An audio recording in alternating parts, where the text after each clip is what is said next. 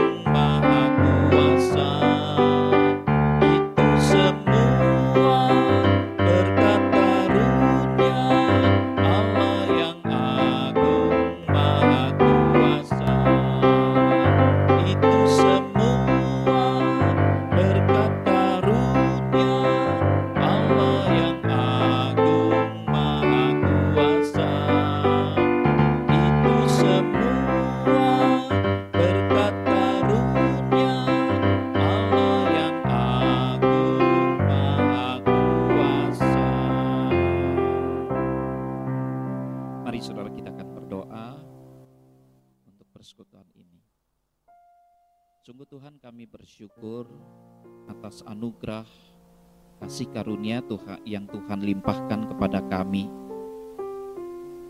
Dan apabila kami menyadari akan kehidupan kami di negara yang Kau anugerahkan kepada kami, betapa kami tidak bersyukur bahwa sungguh tanah air ini adalah tanah air yang penuh dengan kekayaan, di mana penuh dengan kesuburan dan juga penuh dengan keindahan dan dengan segala kepelbagaian yang Tuhan anugerahkan di dalamnya. Oleh karenanya ya Bapa, kiranya Engkau hadir dan biarlah ketika kami mendengarkan akan kebenaran firman Tuhan, semuanya itu membawa kami kepada satu kesadaran diri. Hadirlah di tengah-tengah kami, ya Bapa. Dan hanya di dalam nama Tuhan Yesus Kristus kami berdoa. Amin. Saudara, perlu satu hikmat yang ada di dalam diri kita untuk dapat menyadari semua keberadaan dan anugerah yang Tuhan berikan kepada kita. Dan semuanya ini tentu tidak lepas dari bagaimana kita meminta Tuhan untuk memberikan satu pemahaman-pemahaman itu melalui firman-Nya. Oleh sebab itu kita siapkan hati kita untuk mendengarkan kebenaran firman Tuhan, dan sekaligus ini merupakan satu nyanyian doa sebelum kita membaca kebenaran firman Tuhan. Kita pujikan dari PKJ 15. Kusiapkan hatiku Tuhan.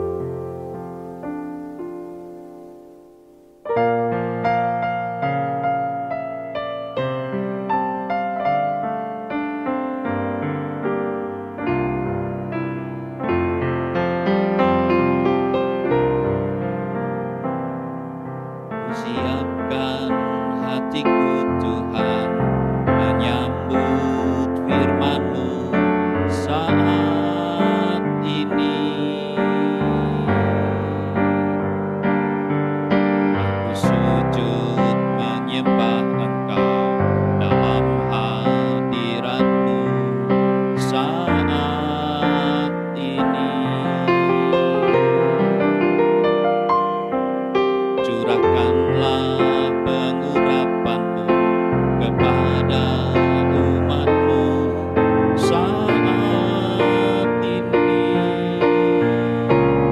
Kusiapkan hatiku Tuhan, mendengar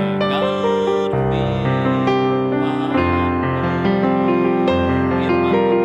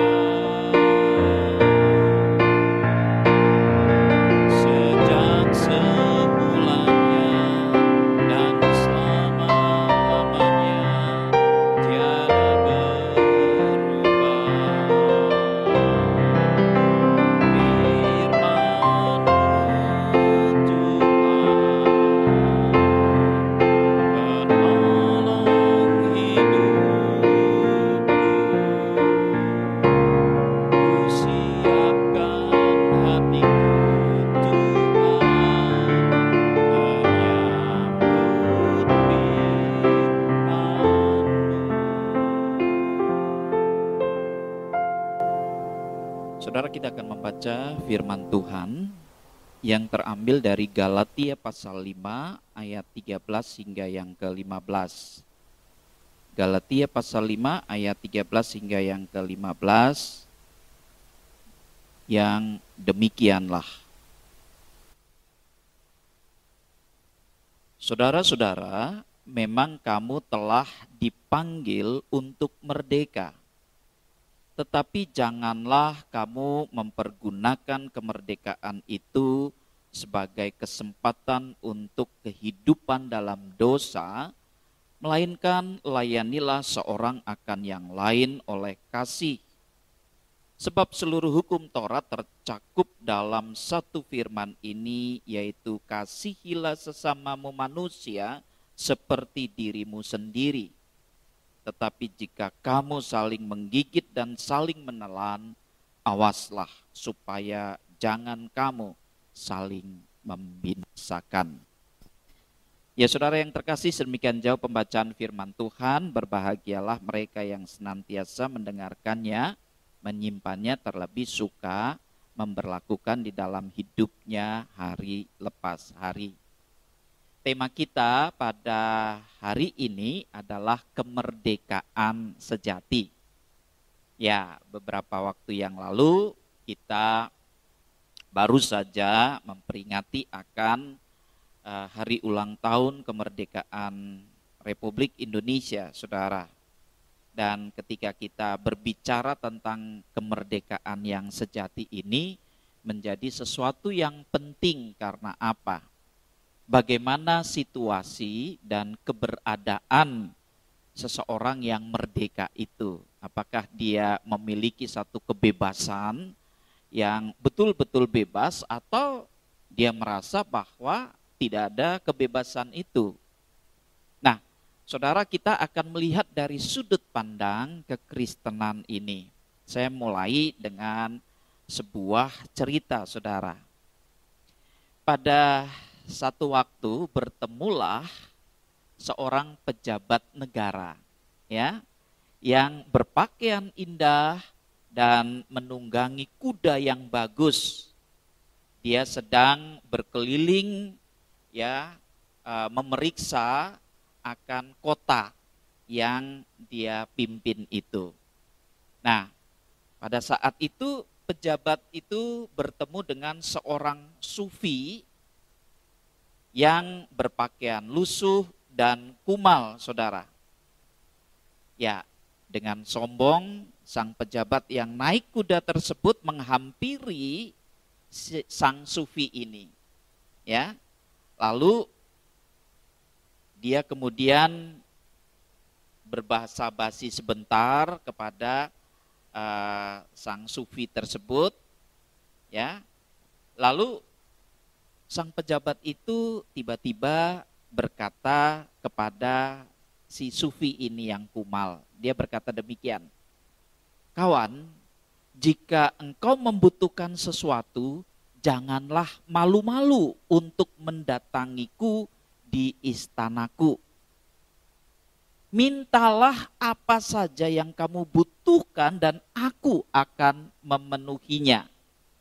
Kata si pejabat itu kepada seorang sufi ini, ya, dengan memandang rendah sang sufi ini.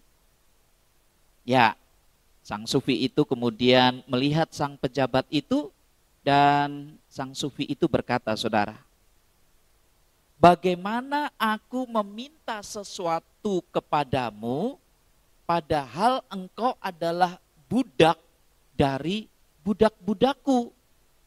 Si pejabat ini menjadi begitu terkejut dan kaget. Dia pemimpin, dia pejabat, ya.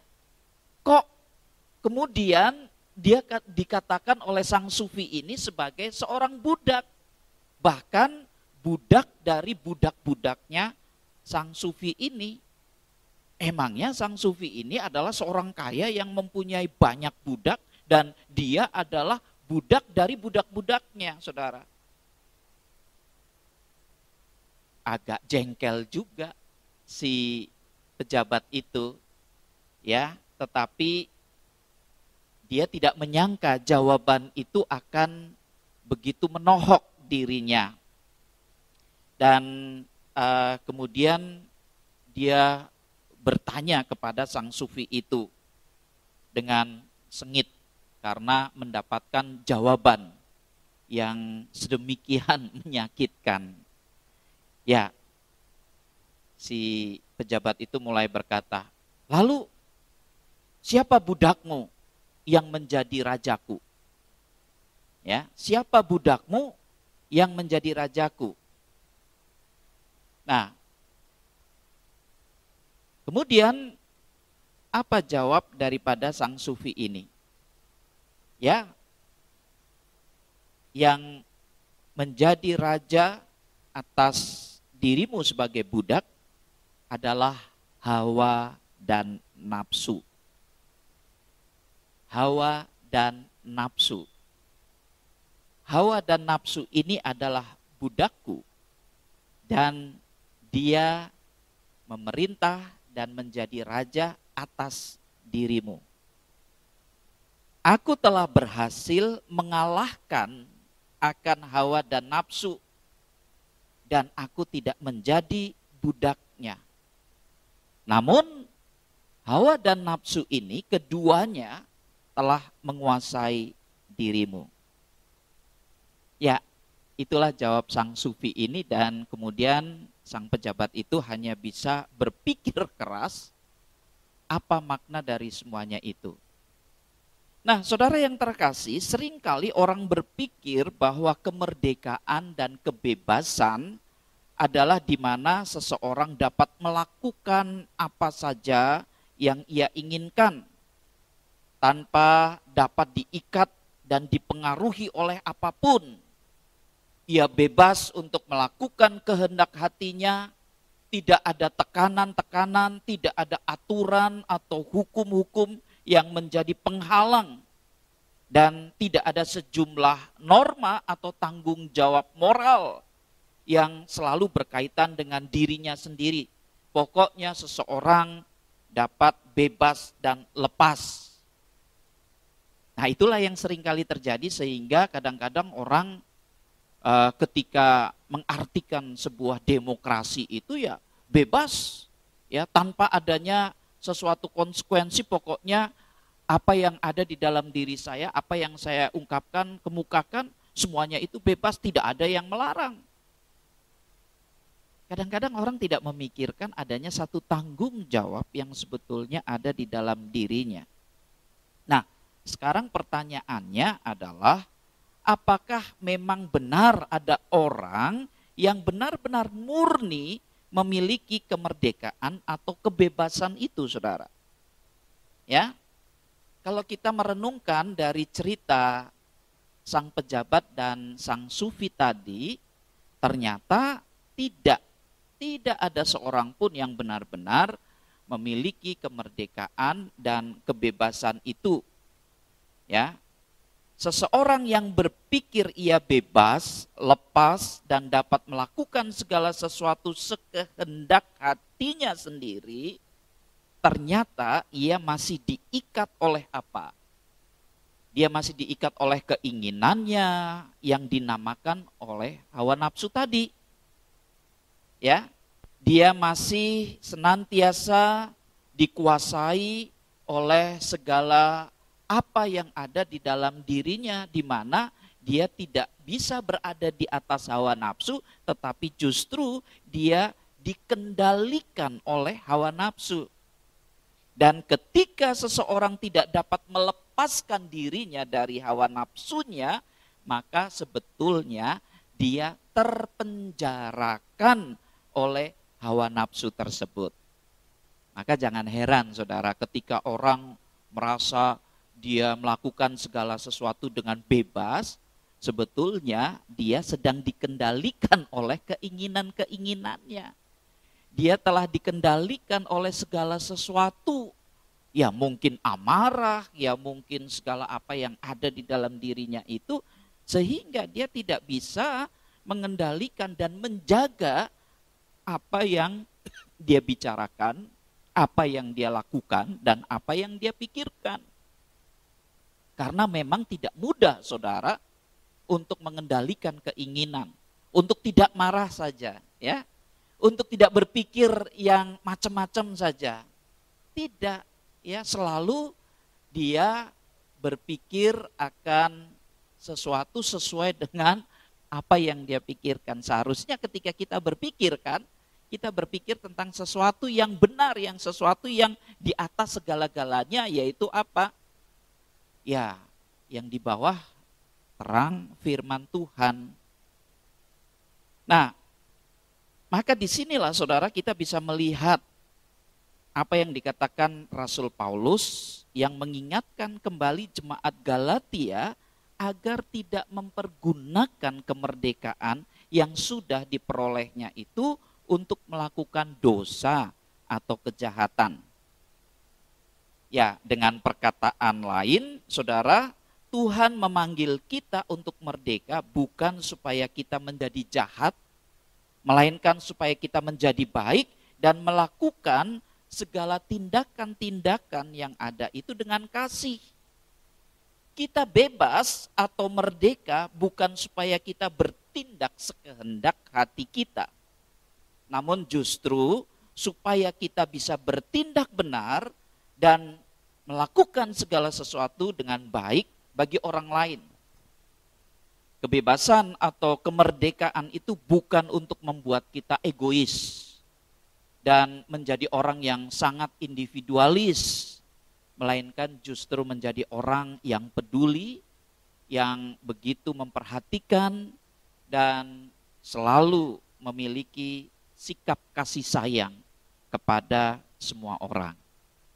Nah, jadi saudara, apa yang dikatakan Rasul Paulus ini menyadarkan kepada kita bahwa kemerdekaan yang sejati yang ada di dalam diri orang Kristen, sebetulnya dia sudah dibebaskan kan dari dosa. Tidak lagi dikuasai dan diikat oleh dosa, sehingga sesungguhnya dia bebas.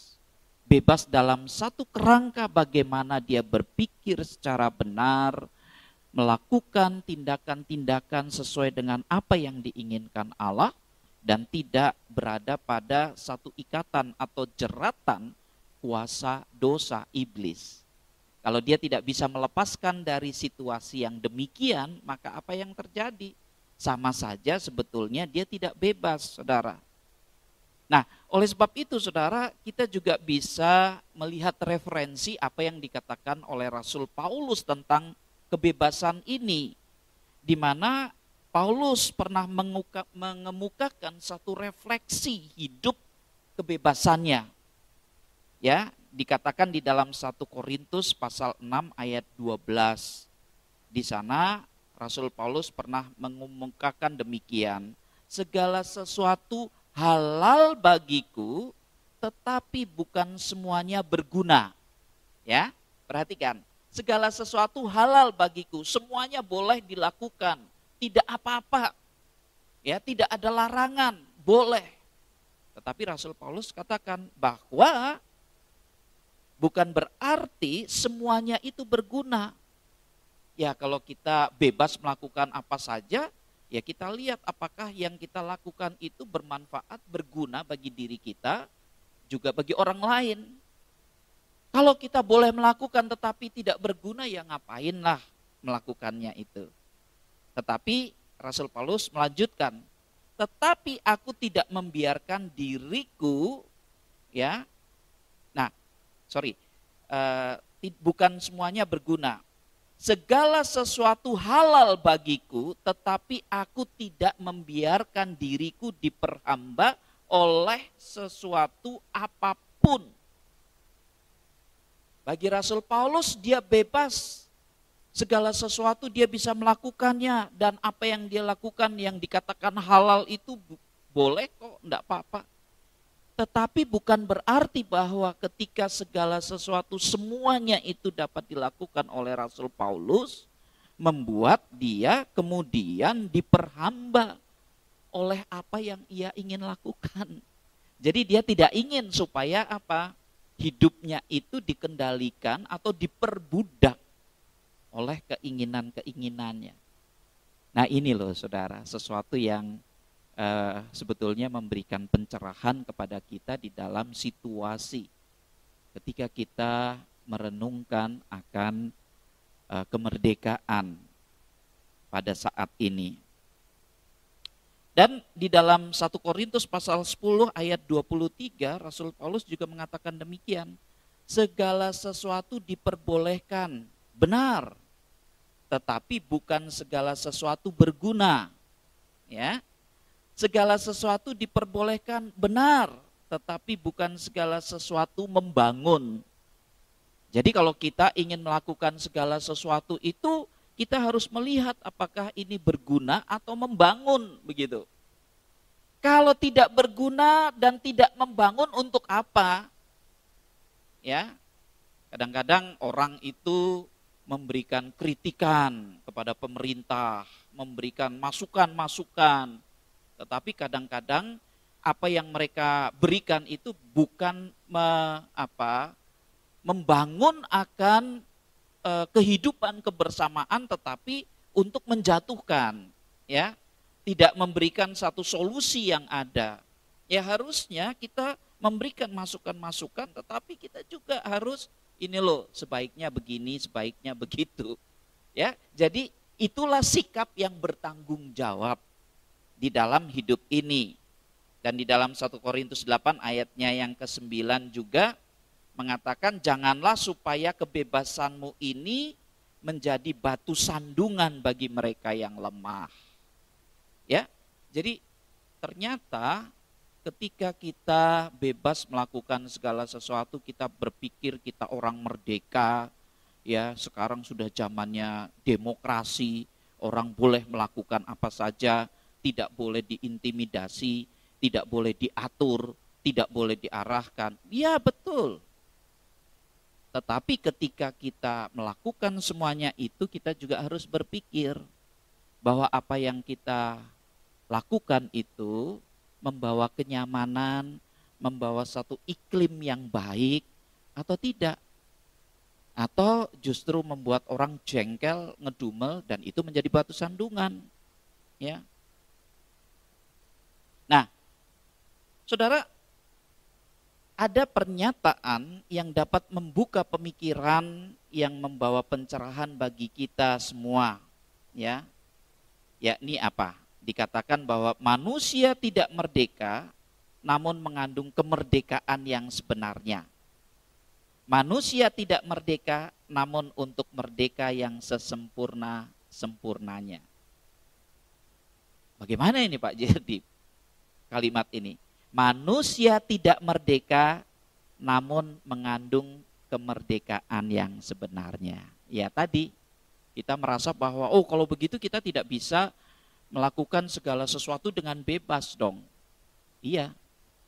Tetapi ketika kita merasa tidak bebas, ketika kita ingin melakukan semuanya ya dengan bebas yang bertanggung jawab, nah itu kan apa yang kita lakukan itu sebetulnya itulah kemerdekaan yang sesungguhnya. Bagaimana kita membangun hidup dan kehidupan, bagaimana kita membangun kebersamaan. Nah, oleh sebab itu demokrasi yang ada di dalam negara Indonesia ini sebetulnya demokrasi Pancasila. Bukan demokrasi yang bebas ngerusak sak maunya sendiri, tidak. Demokrasi atau kebebasan yang harus melihat pada apa? Pada aturan-aturan atau pada hal-hal yang menyangkut orang lain.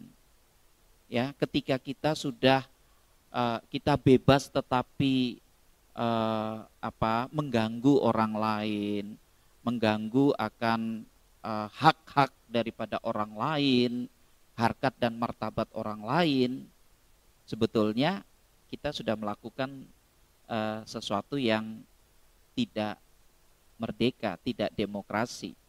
Karena apa? Ada orang lain yang menderita, ada orang lain yang merugikan.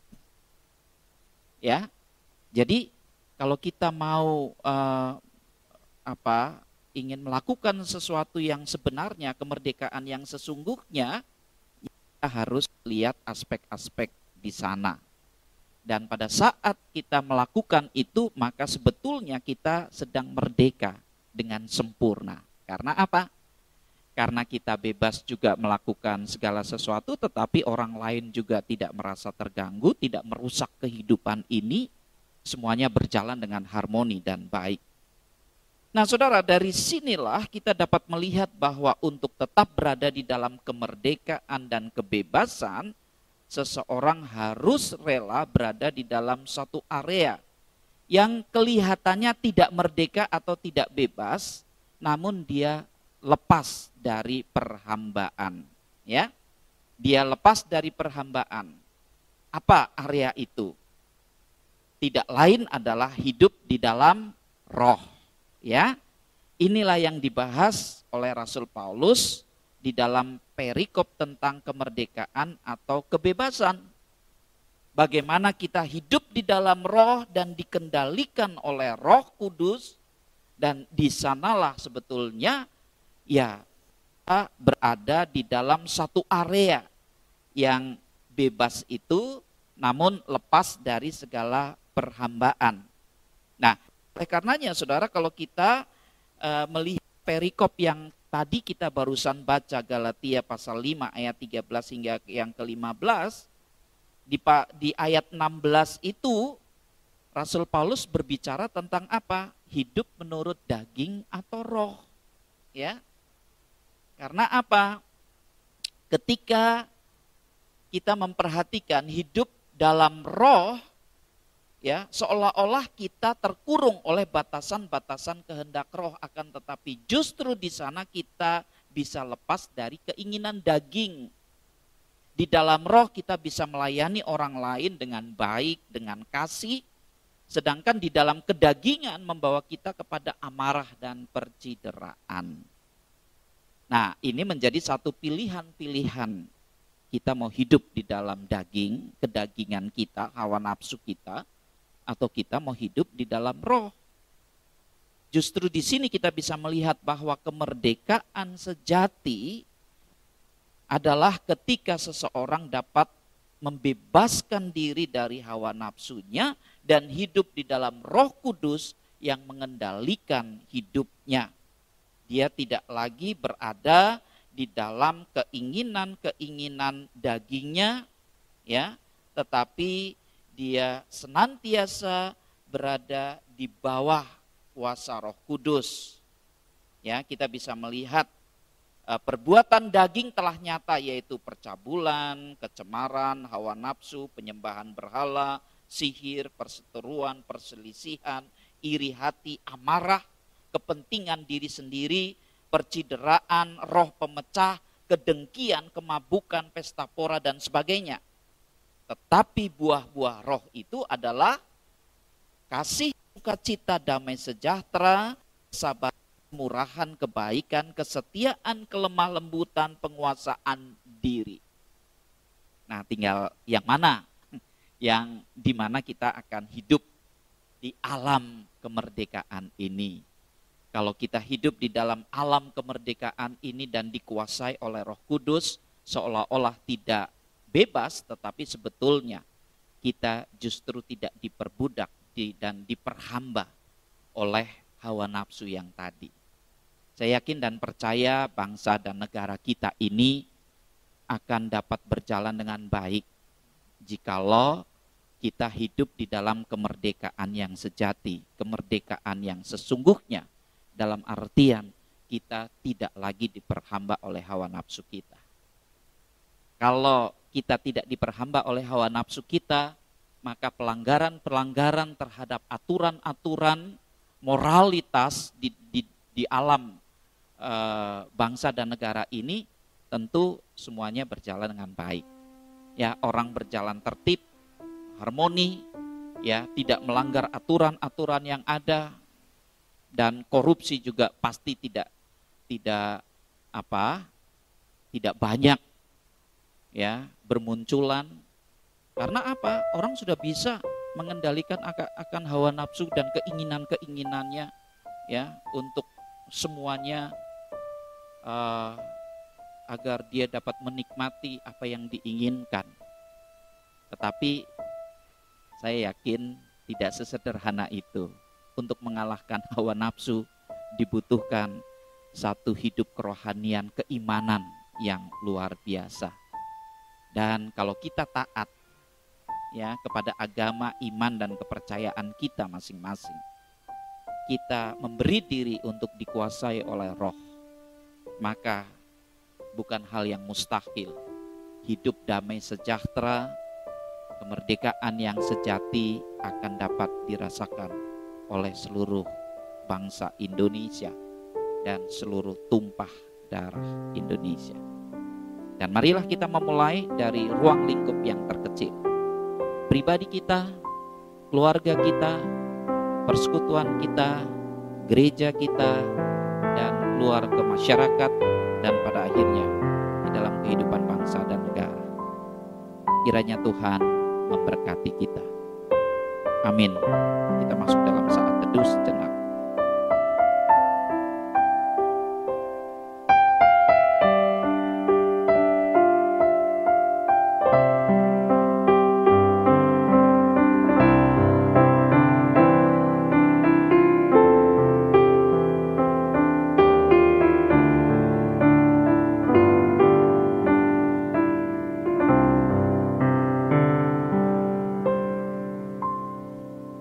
Bapa di dalam sorga, puji syukur dan terima kasih untuk firman yang boleh kami terima pada pagi hari ini, di mana kami juga belajar banyak tentang kemerdekaan yang sesungguhnya, kemerdekaan yang sejati.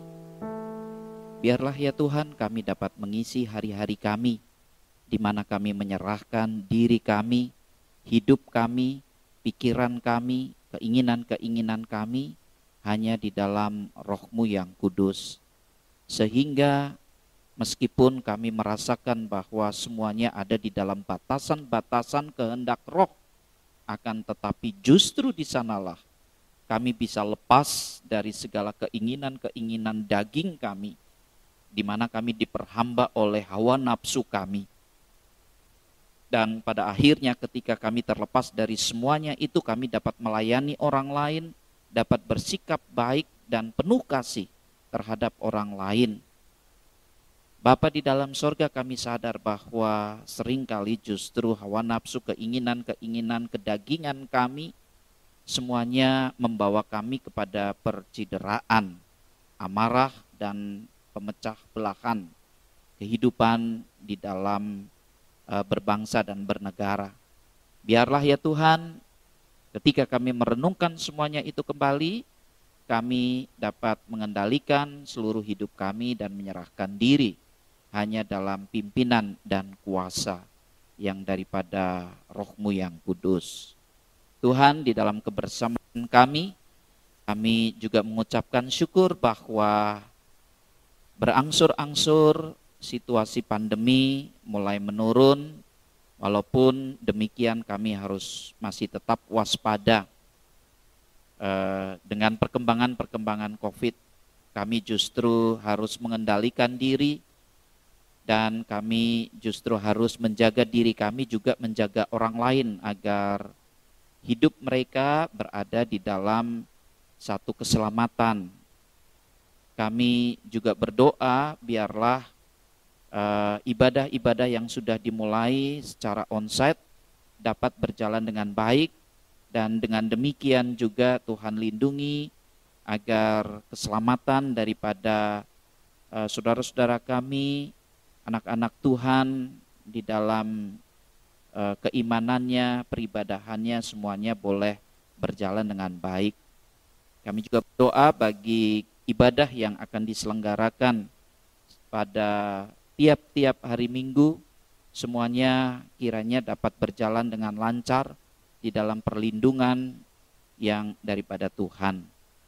Kami berdoa bagi setiap anggota jemaat anak-anak Tuhan yang bergumul di dalam membangun perekonomian mereka, yang sedang mencari pekerjaan, ataupun yang mungkin mengalami relasi atau hubungan yang tidak harmonis.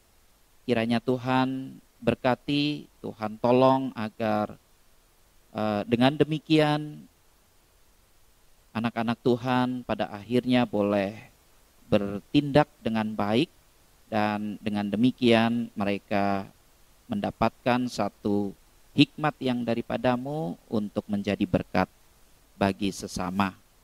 Kami juga berdoa bagi setiap kegiatan pendidikan yang sudah berjalan secara onsite. Tuhan, biarlah Engkau yang tolong agar anak-anak yang berada di dalam pendidikan ini berlangsung secara onsite, Tuhan tetap lindungi, dan biarlah para penanggung jawab, para didik tetap memperhatikan segala sesuatunya hingga semuanya berlangsung dengan baik dan tidak ada kejadian-kejadian yang mendatangkan hal-hal yang tidak kami inginkan. Kami juga berdoa bagi bangsa dan negara kami, terlebih bagi para pemimpin bangsa dan negara kami. Kiranya Tuhan yang senantiasa memberkati agar dengan demikian mereka dapat mengelola negara ini dengan baik. Kami berdoa bagi presiden beserta jajarannya, para politikus, dan juga mereka yang berada di dalam pegiat-pegiat ekonom dan juga di dalam bidang hukum. Tuhan, biarlah di dalam kesemuanya ini Engkau yang berkati mereka agar mereka tetap melihat kepada setiap kebenaran-kebenaran yang ada. Bapa di dalam surga, kami juga berdoa bagi persekutuan doa morning prayer di tempat ini. Kiranya Tuhan yang senantiasa menolong. Kami juga berdoa bagi anaknya Bu Sinta di dalam proses melahirkan. Biarlah segala sesuatu boleh berjalan dengan baik dan lancar dan tidak kekurangan suatu apapun juga. Dan kami mau menyerahkan sisa hidup kami pada akhir pekan ini ke dalam tangan Tuhan, dan biarlah Engkau juga mempersiapkan hati kami ketika kami esok akan datang beribadah ke rumah Tuhan dan mendengarkan akan kebenaran-kebenaran firman Tuhan, sehingga membangkitkan akan gairah hidup kami, hidup kerohanian kami dari waktu ke waktu. Terima kasih ya Bapak, kami mau serahkan seluruh doa dan sembahyang kami ini hanya di dalam satu nama Tuhan kami Yesus Kristus, Juru Selamat dan Penolong kami yang sejati. Amin. Saudara yang terkasih, kita akan bersama-sama mengakhiri morning prayer pada hari ini, dan kita pujikan nyanyian nomor 185 dari PKJ 185, di mana Tuhan mengutus kita untuk berkarya bagi bangsa dan negara kita, dan di dalam kehidupan hari lepas hari kita akan senantiasa dapat menjadi berkat. Tuhan mengutus kita, bait pertama dan kelima.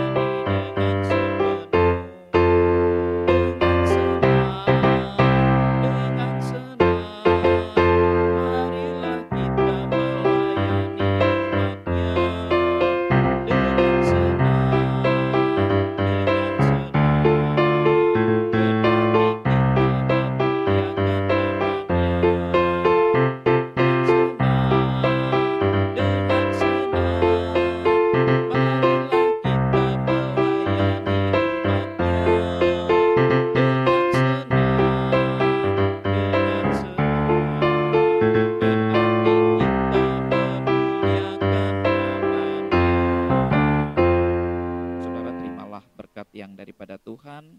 Pulanglah dengan damai sejahtera, masukilah kehidupan saudara hari lepas hari, dan terimalah berkat Tuhan. Tuhan memberkati engkau dan melindungi engkau. Tuhan menyinari engkau dengan wajahnya dan memberikan engkau kasih karunia.